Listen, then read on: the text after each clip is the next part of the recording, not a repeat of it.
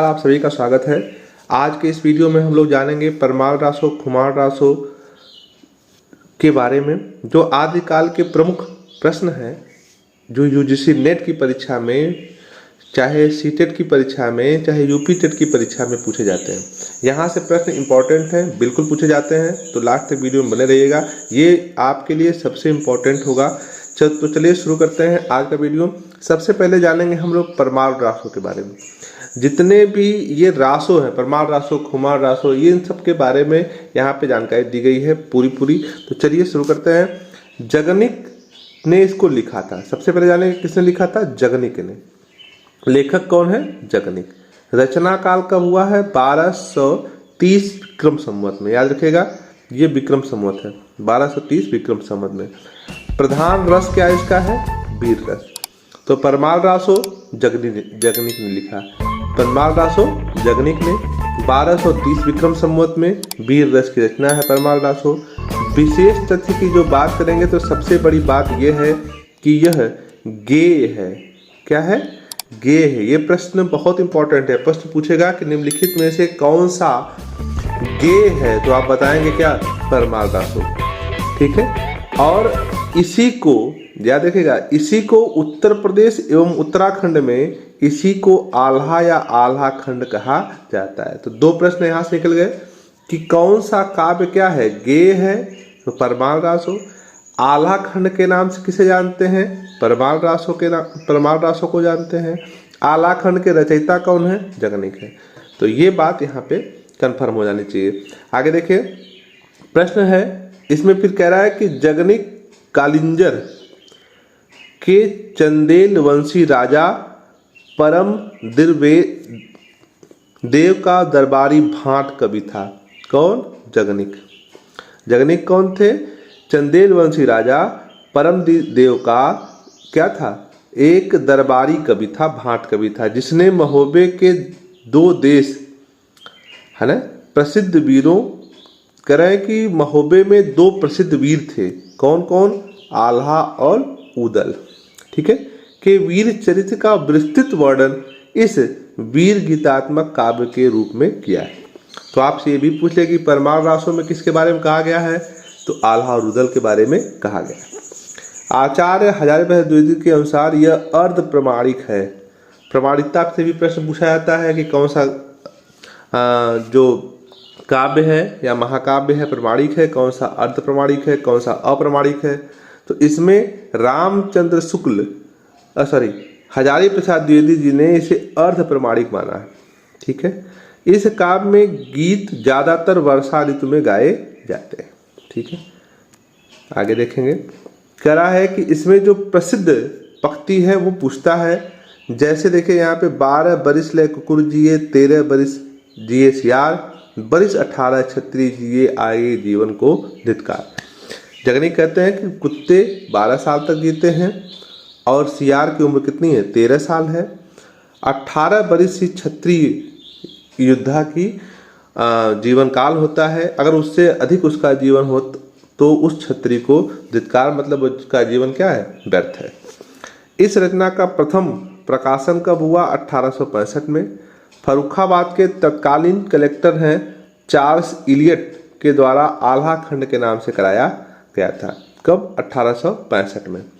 इसके बाद डॉक्टर श्याम सुंदर दास के द्वारा नागरी प्रचारणी सभा काशी के माध्यम से परमाल रासो के नाम से भी इसका प्रकाशन कराया गया था। 2 बातें हो गई। अगला, इस रचना के गीतों की गेय परंपरा का मुख्य केंद्र कौन है? बैसवाड़ा, महोबा और बुंदेलखंड, है ना। महोबा इसका जो है इलाका पश्चिमी यूपी का महोबा है, बुंदेलखंड है, यहाँ पर ये मुख्य रूप से गाया जाता है।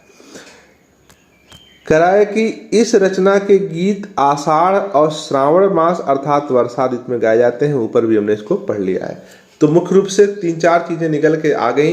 पहला कि फिर देख लीजिए एक बार तेजी से इसको, ये बहुत इंपॉर्टेंट प्रश्न है ये, क्योंकि यहाँ से प्रश्न बहुत बार पूछा गया है। पूछेगा परमाल रासो जगनिक, इसमें आ जाता है मिलान करने के लिए भी। तो याद रखिएगा परमाल रासो जगनिक है, यूपी टेट चाहे सी टेट, और सबसे अधिक पूछता है यह प्रश्न अध्यापक वो टीजीटी पीजीटी पे प्रश्न आता है और यूजीसी नेट में पूछता है ये, ठीक है। या किसी अगर आप पीएचडी की परीक्षा दे रहे हैं तो यस तो उसमें भी पूछता है ये। तो मिलान करने के लिए बहुत पूछता है। तो याद रखिए जगनिक है परमाल रासो 1230 विक्रम संवत में, वीर रस की प्रधानता है, यह गेय है, इसे आल्हा खंड के नाम से जाना जाता है। इसमें आल्हा उदल की कहानी है, ठीक है। जगनिक कौन था? वह चंदेल वंशी राजा परमदेव का दरबारी भाट कवि था। इतनी बात हो गई। इसमें जो है ज्यादातर गीत कब गाए जाते हैं? वर्षा ऋतु में, आषाढ़ या सावन में गाए जाते हैं। 12 बरिस लोग कुकुर जिए 13 बरिस जिए सियार, इसका ये प्रमुख लाइन है। ये लाइन मुझे लगता है कि कई बार पूछा गया है। सबसे पहले इसका प्रकाशन कब हुआ? तो सबसे पहले इसका प्रकाशन कब हुआ? 1865 में चार्ल्स इलियट ने करवाया था आल्हा खंड के नाम से। इसके बाद श्याम सुंदर दास ने नागरिक प्रचारणी सभा के माध्यम से परमाल रासो के नाम से छपाया था। यही बस इतनी बात यहाँ पे समझनी है। चले अगला है आज ही में खुमार रासो। देखिए ये भी पूछा जाने वाला प्रश्न है। खुमार रासो के लेखक कौन है? दलपति विजय हैं। रचना कब हुई थी? 9वीं शताब्दी में आचार्य रामचंद्र शुक्ल के अनुसार। इसमें देखिए नोट क्या इंपॉर्टेंट वो भी देख लीजिए। डॉक्टर मोतीलाल मिनारिया ने इसकी रचना काल को 17वीं शताब्दी माना है, क्योंकि इसमें 17वीं शताब्दी के चित्तौड़ नरेश राय सिंह तक के राजाओं का वर्णन मिलता है। दो बातें यहाँ पे हो गई। पहली बात रामचंद्र शुक्ल 9वीं शताब्दी, दूसरी बात मोतीलाल मिनारिया 17वीं शताब्दी। ठाकुर शिव सिंह सेंगर ने इसे दलपत विजय की रचना है ना नहीं माना है, माना ही नहीं है। अज्ञात नामा भाट कवि की रचना मानते हैं। कौन? शिव सिंह सेंगर।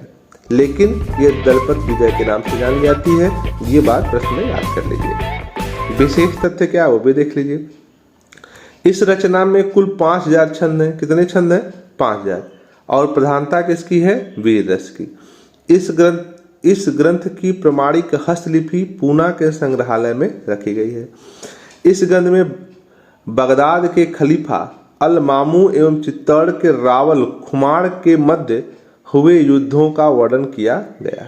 तो रावल खुमार है और बगदाद का खलीफा कौन है? अल मामू है। आचार्य शुक्ल के अनुसार खुमार का शासन 869 से 893 विक्रम संवत तक माना गया है और उसके द्वारा कुल 24 युद्ध रचे गए हैं। ठीक है, आगे बढ़ते हैं। इस रचना में खुमार नामक 3 राजाओं की वीरता का वर्णन किया गया है। प्रथम खुमार 810 से लेके 865, द्वितीय खुमार 870 से 900, तृतीय खुमार 965 से लेके 990 तक। तो ये हो गया खुमार रासो की पूरी जानकारी। तो आपको मुख्य रूप से क्या ध्यान देना है, फिर से देख लीजिए बहुत तेजी में। कह रहा है कि खुमार रासो लेखक दलपत विजय 9वीं शताब्दी रामचंद्र शुक्ल के द्वारा। यही बात आपको दिमाग में रखना है। ठाकुर शिव सेंगर कहते हैं कि दलपत विजय ने इसकी रचना की ही नहीं है। मोतीलाल मिनारिया कहते हैं कि 17वीं शताब्दी में इसकी रचना की गई है। इसमें कुल कितने छंद हैं? 5000 छंद हैं। वीर रस प्रधान है। इसकी हस्तलिखित जो प्रति है पूना के संग्रहालय में रखी गई है। इसमें किसके बारे में कहा गया है? अल मामू कौन है? बगदाद का खलीफा है और चित्तौड़ के रावण कुमार के बारे में, युद्धों के बारे में वर्णन किया गया है। इतना ही समझना है। इसमें कुल मिला के 3 राजाओं के युद्धों का वर्णन किया गया है। चलिए आगे बढ़ते हैं हमीर रासो के बारे में। ये छोटे छोटे हैं बहुत, लेकिन यहाँ से प्रश्न आते हैं। मिलान करने के लिए सबसे अधिक बार पूछा गया है। तो कह रहा है कि हमीर रासो लेखक कौन है? सांगधर हैं। रचना काल 1357 ईस्वी या 1414 विक्रम संवत। आगे, इस रचना का मूल ग्रंथ अभी तक अप्राप्त है, मैंने मूल ग्रंथ अभी तक मिला नहीं है। प्राकृत पैगलम में इस काव्य में कुल छंद मिले हैं। इन्हीं के आधार पर रामचंद्र शुक्ल ने इसके अस्तित्व की कल्पना की है।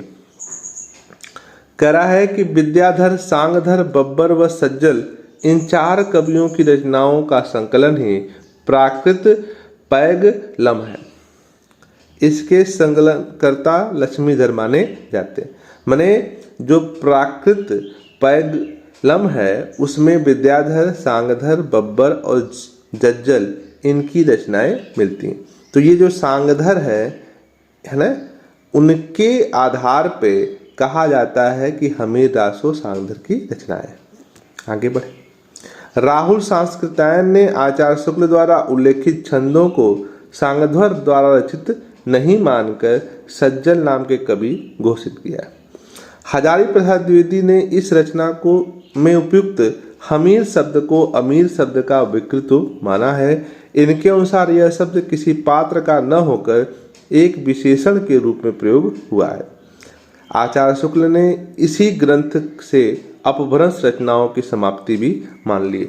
तो यहाँ से देखिए दो प्रश्न आ सकते हैं। एक प्रश्न तो इम्पॉर्टेंट ये जो आपने देखा पहला ही है, हमीर रासों के लेखक कौन है? सांगधर है। दूसरा प्रश्न आपने देखा कि इसकी रचना काल 1357 में। और एक और महत्वपूर्ण प्रश्न है, कह रहे हैं कि आचार्य शुक्ल ने अपभ्रंश रचनाओं की समाप्ति किससे मानी है? तो आप बता देंगे शुक्ल ने अपभ्रंश रचनाओं की समाप्ति किससे मानी है? हमीर रासों से मानी। बस 3 प्रश्न यहाँ से आने हैं। अगला विजयपाल रासो। देखिए विजयपाल रासो के लेखक कौन है? नल सिंह भाट हैं। रचना 16वीं शताब्दी में है। मिश्र बंधु ने माना है 1298। तो अगर ये रचना से पूछेगा तो 16वीं शताब्दी लगाएंगे, मिश्र बंधु के नाम से पूछेगा तो 1298।